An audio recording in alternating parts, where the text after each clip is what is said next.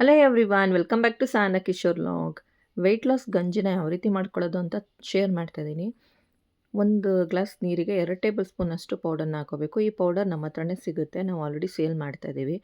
ಇದಕ್ಕೆ ರುಚಿಗೆ ತಕ್ಕಷ್ಟು ಸಾಲ್ಟ್ನ ಹಾಕ್ಕೊಂಡು ಈ ರೀತಿ ಗಂಜಿ ಥರ ಅಂದರೆ ರಾಗಿ ಗಂಜಿ ಮಾಡ್ತಾರಲ್ವ ಅದೇ ಥರನೇ ಮಾಡಿಕೊಂಡು ತಿಂಡಿ ಬದಲು ಈ ಒಂದು ಗಂಜಿನ ತೊಗೋಬೇಕು.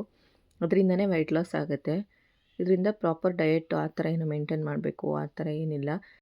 ಸಿಂಪಲ್ಲಾಗಿ ಡಯೆಟ್ನ ಮೇಂಟೈನ್ ಮಾಡಬೇಕು. ಅಂದರೆ ಆಯಿಲ್ ಕಂಟೆಂಟ್ ಇರೋ ಫುಡ್ಗಳನ್ನ ಸ್ವಲ್ಪ ಅವಾಯ್ಡ್ ಮಾಡಬೇಕು, ರೈಸ್ ಅವಾಯ್ಡ್ ಮಾಡಬೇಕು ಅಷ್ಟೇ. ಆಮೇಲೆ ಶುಗರ್ನ ಅವಾಯ್ಡ್ ಮಾಡಬೇಕು ಮೇಯ್ನಾಗಿ. ಈ ರೀತಿ ಗಂಜಿನ ಮಾಡ್ಕೋಬೇಕು. ನೆಕ್ಸ್ಟು ಮಧ್ಯಾಹ್ನಕ್ಕೆ ಅಂಥೇಳಿ ಉಪ್ಸಾರನ್ನ ಮಾಡ್ತಾಯಿದ್ದೀನಿ. ತೊಗರಿಕಾಳು ಮತ್ತು ಅವರೆಕಾಳು ಎರಡೂ ಹಾಕ್ಬಿಟ್ಟು. ಇದೇನಪ್ಪ ಎಲ್ಲರ ಮನೇಲೂ ನಾನ್ ವೆಜ್ ಮಾಡಿರ್ತಾರೆ, ಇವ್ರ ಮನೇಲಿ ಉಪ್ಸಾರು ಮಾಡ್ತಾಯಿದ್ದಾರೆ ಅಂತ ಅನ್ಕೊಬೋದು. ಬಟ್ ನಾವು ಟ್ಯೂಸ್ಡೇ ಒಂದು ಹಬ್ಬ ಇದೆ, ಅಲ್ಲಿವರೆಗೂ ಕೂಡ ಮಾಡೋಂಗಿಲ್ಲ ಅಂಥೇಳಿ ಉಪ್ಸಾರನ್ನ ಮಾಡಿದ್ದು. ನನ್ನ ಮಗಳಿಗೆ ಅಲ್ಲೇ ತಿನ್ನೋಕ್ಕೇನಾದರೂ ಕೊಟ್ಬಿಟ್ಟು ನಾನು ಕೆಲಸ ಮಾಡಬೇಕು. ಅವಳು ತಿಂತ ಆಟ ಆಡ್ತಿದ್ಲು. ಉಪ್ಸಾರು ಮಾಡೋಣ ಅಂಥೇಳಿ ಮಾಡ್ತಾಯಿದ್ದೀನಿ ಮಧ್ಯಾಹ್ನಕ್ಕೆ ಅಂಥೇಳಿ. ಇದು ಅಲ್ಲದೆ ಶಾಂಪೂ ಮಾಡಬೇಕಿತ್ತು, ಸ್ವಲ್ಪ ಶಾಂಪೂ ಖಾಲಿ ಆಗಿಬಿಟ್ಟಿತ್ತು. ಅದಕ್ಕೋಸ್ಕರ ಮನೆಯಲ್ಲೇ ಇದ್ದೀನಿ, ಅಂಗಡಿಗೆ ಹೋಗಬೇಕು.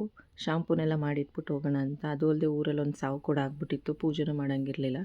ಸಂಜೆ ಪೂಜೆ ಮಾಡೋಣ ಅಂಥೇಳಿ, ಫಸ್ಟ್ ಅಡುಗೆ ಮಾಡೋಣ ಅಂಥೇಳಿ ಮಾಡ್ತಾಯಿದ್ದೀನಿ. ಇವಾಗ ಸೀಸನ್ ಇರೋದ್ರಿಂದ ಎಲ್ಲರ ಮನೇಲೂ ಆಲ್ಮೋಸ್ಟು ನಾನ್ ವೆಜ್ ಇಲ್ಲ ಅಂದರೆ ಈ ಥರ ಅವರೆಕಾಳು ಸಾಂಬಾರು, ಅವರೆಕಾಳು ಉಪ್ಸಾರು, ತೊಗರಿಕಾಳು ಸಾಂಬಾರು ಇದನ್ನೇ ಮಾಡ್ತಾರಲ್ವ. ಅದಕ್ಕೆ ನಮ್ಮ ಮನೇಲೂ ಕೂಡ 2 ಕಾಳು ಇತ್ತು ಅಂತ ಎರಡೂ ಹಾಕ್ಬಿಟ್ಟು ಪಲ್ಯ ಮಾಡಿ ಉಪ್ಸಾರು ಮಾಡಿದೆ. ಈ ರೀತಿ ಬೆಳಗ್ಗೆ ಗಂಜಿ ತೊಗೊಂಡಿರ್ತೀನಿ, ತಿರ್ಗಾ ಮಧ್ಯಾಹ್ನಕ್ಕೆ ಈ ಥರ ಮುದ್ದೆ. ಅದು 1:30-2 ಗಂಟೆ ಒಳಗಡೆ ತೊಗೋಬೇಕು. ಬೆಳಗ್ಗೆ ತಿಂಡಿನೇ ಗಂಜಿ. ಈ ರೀತಿ ನೀವು ಡಯೆಟ್ ಮಾಡ್ಕೊಂಡು ಬಂದರೆ ಆರಾಮಾಗಿ ಸಣ್ಣ ಆಗ್ಬೋದು. ನಾನು ಕೂಡ ಅದರಿಂದನೇ ಸಣ್ಣ ಆಗಿದ್ದು. ಇವಾಗ ಟೈಮು 1:30 ಆಗಿದೆ. ಕಿಶೋರು ಅಷ್ಟೇ ಬೆಳಗ್ಗೆ ಟೈಮು ಗಂಜಿ ತೊಗೊಂಡಿರ್ತಾರೆ ಅಲ್ವಾ, ಅದರಿಂದ ಇವಾಗ ಊಟನೂ ಕೂಡ 1:30 ಕರೆಕ್ಟಾಗಿ ಮಾಡ್ತಾರೆ. ಈ ರೀತಿ 1:30 ಕರೆಕ್ಟಾಗಿ ಊಟನ ಮಾಡಬೇಕು. ಆದಷ್ಟು ಅನ್ನನ ಕಮ್ಮಿ ಮಾಡಿಬಿಟ್ಟು ಈ ಥರ ಪಲ್ಯ ಅದನ್ನು ಸ್ವಲ್ಪ ಜಾಸ್ತಿ ಕ್ವಾಂಟಿಟಿ ತೊಗೊಂಡು ತಿನ್ನಬೇಕು. ಅದೇ ಮೇಯ್ನಾಗಿ ಡಯೆಟ್ ಫಾಲೋ ಮಾಡೋದು ಅಂತ ಹೇಳೋದಷ್ಟೇ. ಅಂದರೆ ಇವಾಗ ಬಜ್ಜಿ ತಿನ್ನೋದು ಅಥವಾ ಸ್ವಲ್ಪ ಆಯಿಲ್ ಕಂಟೆಂಟ್ ಇರೋಂಥ ಆಮೇಲೆ ನಾನ್ ವೆಜ್ಜು ಕೂಡ ಜಾಸ್ತಿ ತಿನ್ನೋದು ಆ ಥರ ಎಲ್ಲ ಮಾಡಿದ್ರೆ ಅದರಿಂದ ವೆಯ್ಟ್ ಲಾಸ್ ಆಗೋದಿಲ್ಲ. ಹಾಗೆಯೇ ಸಿಂಪಲ್ಲಾಗಿ ನೀವೇನಾದ್ರು ಎಕ್ಸಸೈಸ್ ಮಾಡ್ತೀವಿ ಅಂದರೂ ಕೂಡ ಮಾಡ್ಬೋದು.